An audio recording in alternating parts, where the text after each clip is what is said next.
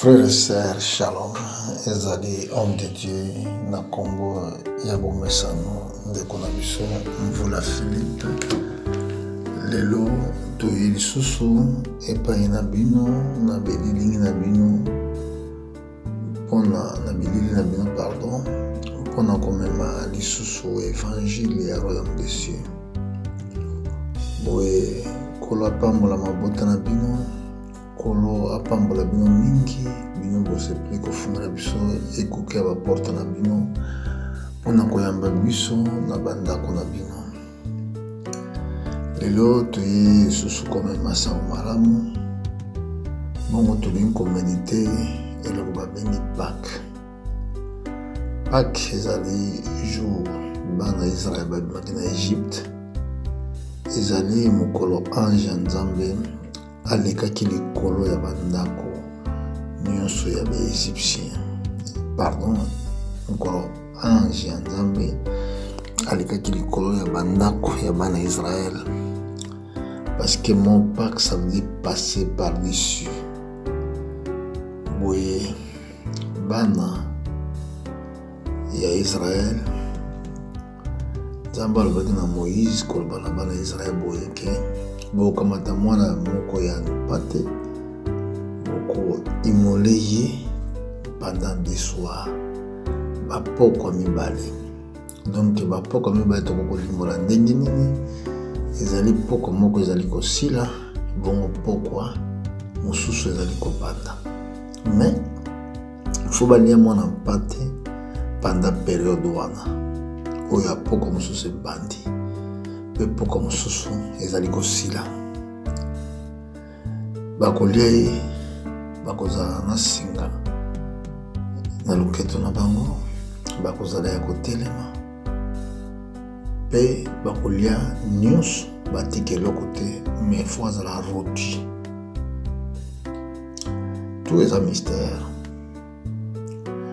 tokoyeba ngo pendant ke ndenge molimo na Nzambe okamba biso mpona komela kolimbola mystère ya Pâques. Alors eza kozala chaque 14e jour.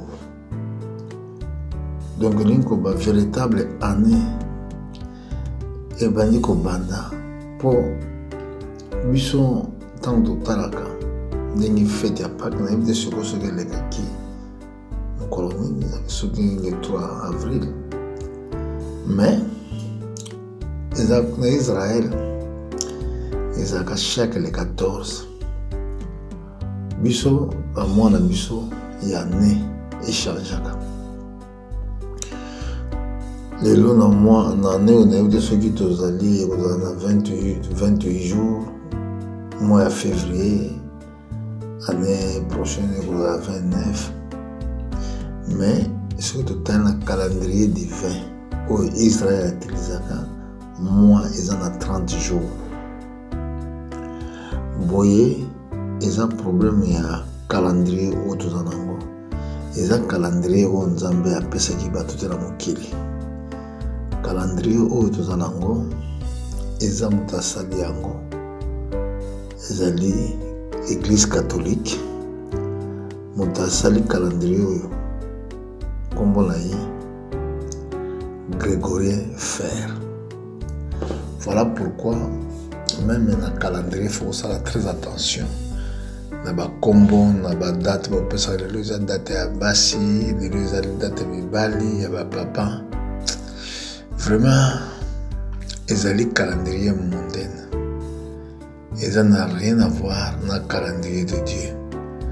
Alors nakanisi na mokanda na Genèse toki na kotala ndenge Bible lobi, nakanisi eza na mokanda na Exode, olimbisanga na lobaki Genèse tout à l'heure, eza na mokanda na Exode na chapitre 12 obandi na verset 2 okomona Bible lobi cette mois-ci na sanza oyo ekozala première des mois, il sera pour vous les premières des mois de l'année.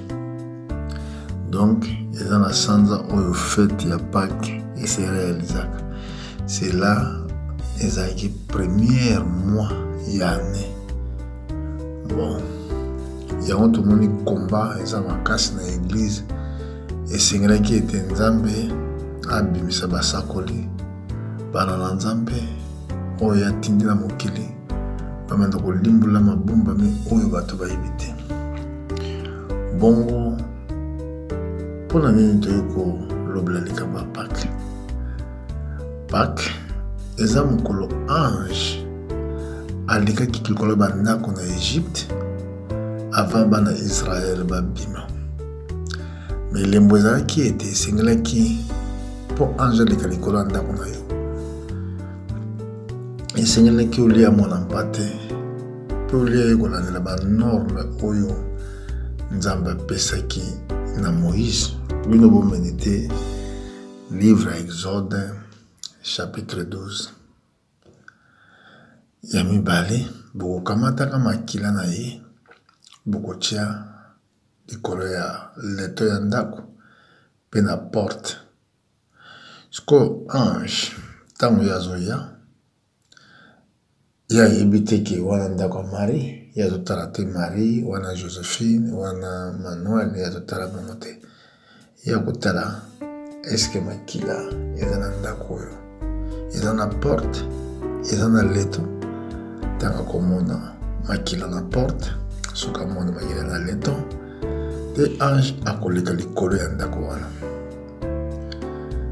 Makila eza nini? Makila eza esprit, parce que notre corps ou notre âme eza kati na makila na biso. Donc lokola makila na yo eza âme na yo, eza synonyme eke ntango bazotala makila azoyeba esprit nini eza na kati ya ndako oyo. Donc l'agneau oyo azalaki image ya Christ oyo bango baliaki mpo ange aboma te, esengeli amona Christ na kati ya ndako na yo. Yo oza ndako ya Nzambe, yo ozali ndako na Nzambe. Eke ntango makila eza na porte ya cœur, soki makila eza na leto ya ndako na yo, elingi koloba ange oyo aza mpona koboma bato, ye akoleka likolo ya ndako na yo. Elingi koba nkufa ekokota na ndako na yo te. Voilà le mystère ya makila na porte ya ndako mpe na leton ya ndako, mpona kopekisa ange afrape te. Mais avant makila eya na ndako, agneau fa kufa, fo koboma ya agneau. Agneau wana oyo akufaki ezalaki Yesu Kristo, oyo akufaki likolo ya masumu na yo na ya ngai. Kolia Yesu eza nde kolia liloba na ye. Ntango tozolia liloba na ye, nde na ntango wana esprit ya Jésus Christ ekoya na kati ya ndako na yo. Na yango Yesu alobaki oyo azolia akolia nzoto na nga te, akomela makila na nga te, aza na bomoi kati na ye te. Yango synonyme ya maloba na Yesu na Jean chapitre 6 po ete vie oyo ya Yesu yango kaka kokopekisa nkufa na kati ya bomoi na yo. Bongo image wana ezalaki lokola recommandation moko Nzambe apesaki epai ya bana Israël ke basalaka toujours na badate wana basalaka Pâques. Tala mystère, bokomona Yesu azalaki image ya Pâques wana, ye mpe akufaki kaka le même jour oyo ya Pâques. Donc mpona kocomprendre eke Pâques oyo bino baisraélite bosalaki na Égypte, tala oyo azalaki mokokisi ya Pâques, c'est Jésus-Christ, qu'il doit mourir pour les péchés de l'humanité. Faut kufa pour la masumu ya mokili.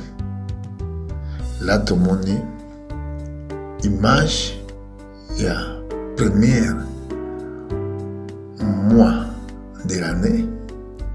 Siko soki le premier mois de l'année ezali janvier, elingo eza faux. Donc ezali calendrier moko bato basali eza nzambe te. Yango même ba jour na biso ba culte esengeli to revoir yango mpe soki nzambe akopermettre, parce que ba jour mosusu tozo fete ya ba culte eza ba jour oyo ba israelite bafetaki ba culte te, parce que eloko nyonso to oyo mungu nazosala eza po epesa ye honneur, me pepe po epesa honneur epai na nzambe te. Et voilà pourquoi tozolobela makambo oyo, parce que lokola totote un message prophétique, toujours message ou bien passage ya référence. Nalobaka na bana na nzambe boye, nzambe alobaki na Daniel asele livre, donc akanga ngo abomba ngo. Donc contenu ya makambo mingi ezalaki na livre wana esengelaki bato bayeba nanu te ntina ntango asuka mpo arevele mikanda wana. Mpona nini?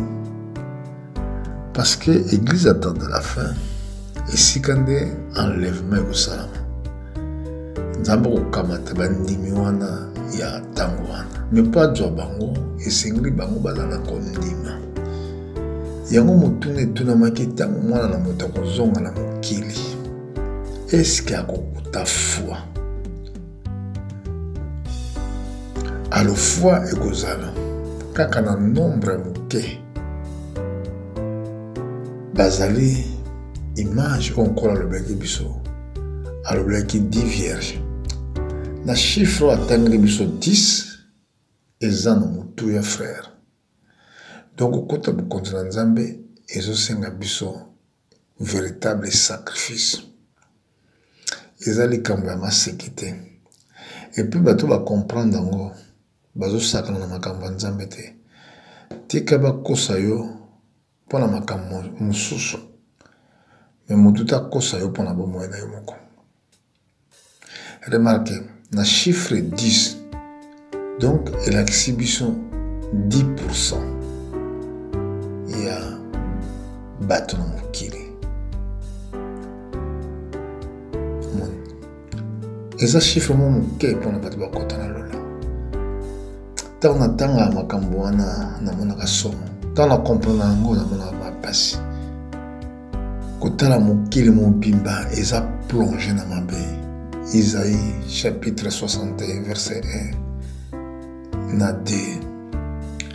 Les ténèbres couvrent la terre et l'obscurité le peuple. Mais ils ont un verset comme on a singulier, mais pour toi, le Seigneur s'élève. Ils ont la canne ce qui ténèbres, ils ont couvrir la terre. Ils ont la canne. Tout le monde dit qu'on voit 10%. Mais dans le cas de 10%, 5 cas vous allez sauver. Et 5 vous allez dans la tribulation. Ça veut dire, dans le temps où il y a l'enlèvement à l'église, kaka kolo akozwa 5 eza image ya na 5 continents esika enlèvement eko intervenir, image à 5, parce que na chiffre 5 tout le monde nom du Seigneur Jésus-Christ. Na chiffre 5 tout le monde a Jésus-Christ lui-même comme yende mutamemi grâce pour nous sauver l'humanité. Na chiffre 5 so babakisi 0 tout le monde a même jour il y a jubilé. Na chiffre 5 so babakisi 0 tout le monde a fait il y a Pentecôte où ils avaient causé là après 50e jour il y a fait il y a Pâques nde esika na corona qui église na baptême à Saint-Esprit. Donc tous ces chiffres là prophétiquement ils ont une signification. Alors 10% il y a battu vous allez sauver. Il y a un autre monde chiffre 10 et na kati ya 10% na bato na sauvé na mokili mobimba eza na bato oyo bakozala enlevé na 5 continents yango balakisi biso 5 vierges et 5 oyo bakopase na tribulation na mokili mobimba poto na 5 continents. Alors sikoyo makambo oyo ebombamaki parce que Jésus-Christ a na likolo jusqu'à que message prophétique ezala annoncé na mabota nyonso na mokili. Yango so bosali d'hôtel na acte na chapitre 3 na verset 19 tina 21 eki koloba ete esengelaki Jésus-Christ azala na likolo jusqu'au temps de la restauration de toutes choses. Restauration eza enseignement oyo monguna bombaki yango toujours restauré na kati ya église. Totala ndenge nini tozolela sainte seine na biso est-ce que eza kolandela ndenge Yesu apeselaki mpo Yesu aza modèle oyo tokoki kosuivre ye nde korevele biso ce que nous devons faire. Alors sikoyo kobosana te na mystère ya tabernacle balobaki na Moïse Hébreu chapitre 8 verset 1 ils appellent plusieurs références à ça la kolandela modèle oyo Nzambe alakisaki. Donc on a ce modèle ezalaki atia singa ya pembe atie singa pembe, singa ya rouge atie singa rouge. Modèle ezalaki ba façon Nzambe alakiselaki Moïse na 1 Corinthiens chapitre 15 verset 1 de apôtre Paul azolakisa sur modèle oyo apeselaki évangile na biso ba nation. Abiso ki bobateli lolenge wana te okoki kondima na yo kasi kondima na yo eza na pamba. Donc mpona nini toye kozwa likambo ba 10 vierges oyo badivise bango na 5 elingi koloba ke ntango batie chiffre 5 ça nous parle de la ezolobela biso likambo ya continent toza na 5 continent na mokili. Bon, chiffre 5 elingi koloba dans les 5 continents nde esika épouse akobima. Na kati ya enseignement oyo totala ndenge nini tozolia elambu Yesu alakisaki yango na livre na Matthieu na kanisi na chapitre 26 ntango bakenda kopréparer les places mpo basala elambu. Yesu kotango asalaki abomaki mwana mpate te mpo mwana mpate ezalaki ye moko aza kokufa mpona masumu bato. Ye azwaki lipa sans levain apamboli yango alobi bolia oyo eza nzoto nanga. Pourquoi lipa?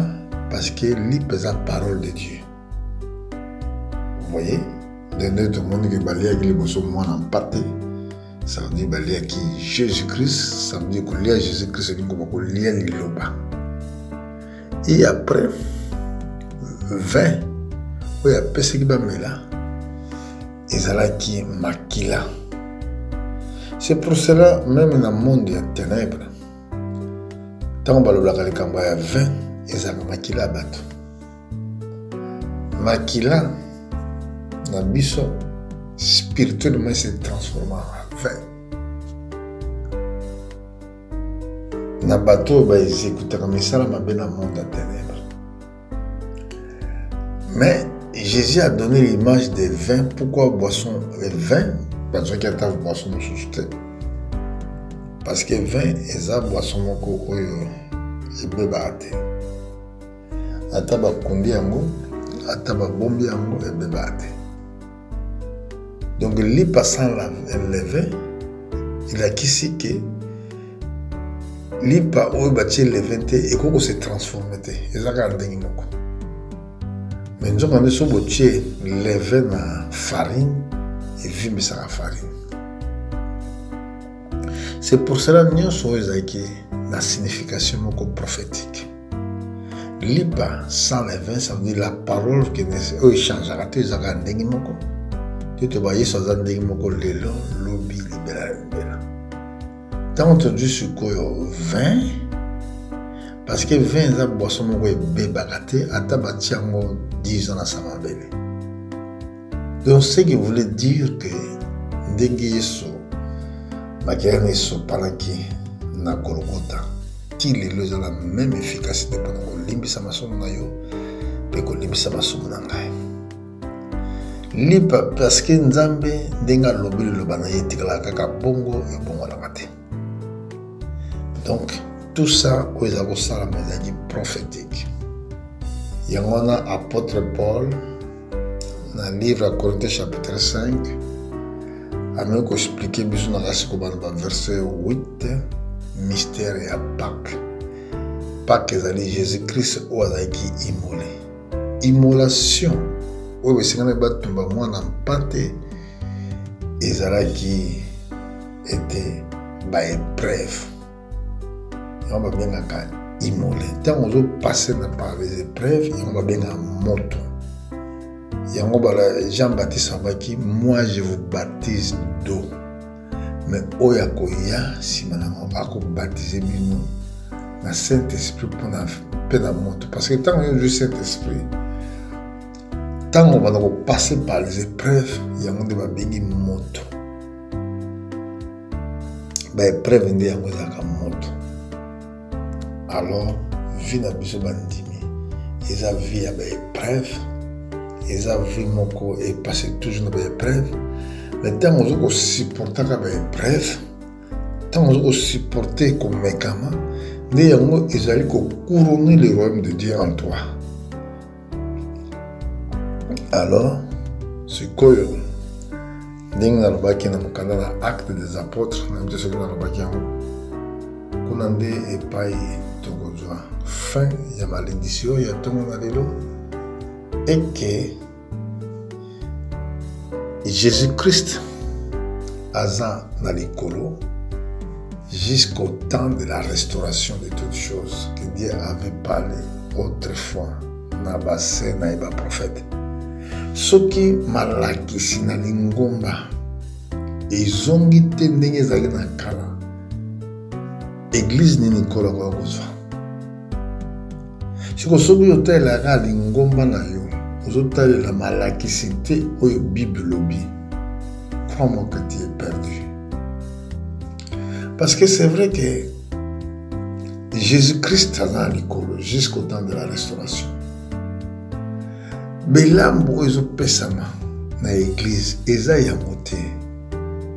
Bakopesa biscuit, et ça n'a rien à voir dans le message prophétique. Bakopesa aussi le pomela, et ça n'a rien à voir dans le message prophétique. Tout à fait, ndenge bazopesa na tongo, au milieu de l'après-midi, na bato mosusu. Nzokande, Yesu apesa ki pendant des soirs, pour comme ça banda, pour comme ça suka. Pendant nini? Pendant des soirs, parce que des soirs, c'est la fin des journées. Jour et pendant le soir, et ce qu'on appelle le soir. Alors le soir, ndé Yesu ayaki beaucoup flamme, on va attendre la fin. Fin de journée. Alors, na soir, oyo nkola kokufela biso, nde ba oyo nyonso bakolia mwana mpate wana, bakotia makila na ye likolo ya porte, likolo ya leton. Ange oyo abomaka, oyo bazobenga ange ya mort, ye akotala kaka eske ndako oyo nazoya eza na Christ. Soki amoni akoleka par dessus.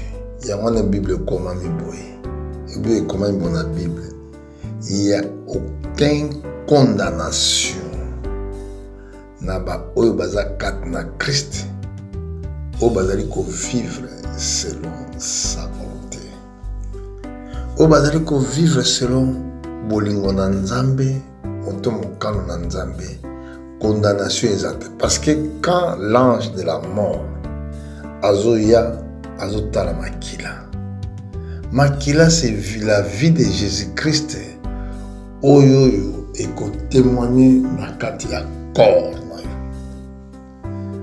Voilà message prophétique pour la restauration de toutes choses. Na message ya restauration de l'autre rebelle kamba Pâques.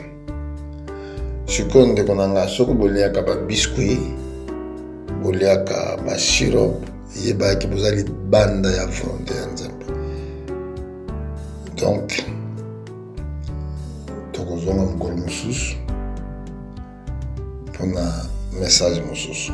Mpona lelo biso tolobi Nzambe apambola bino, toza na besoin ba commentaire na bino, toza na besoin ba aime na bino. On a mosala o de sala Nzambe, peut on a besoin d'encouragement na bino parce que to me kamaka tous les jours. Boye bobondela tous les jours pour natina ngai parce que Satan a bundisa nga mukolo nyonso. Alors pour Nzambe afungola nga ba porte, lokola nazo vivre nanu na kwa ko gagner ba âme et pas encore na biso na ba oyo baza musika makambo mosusu na dolo na lingala parce que za monoko na lobaka bien mais na sala ka pe fort ya koloba na français auto na portugais pour na pe bande ko mosusu ba comprendre la lingala bala mute bakoka koyoka maloba na Nzambe na minoko oyo kat na nyos na sengeli bondeli na bino po Nzambe a capacité ngai. Que Dieu vous bénisse. Merci beaucoup.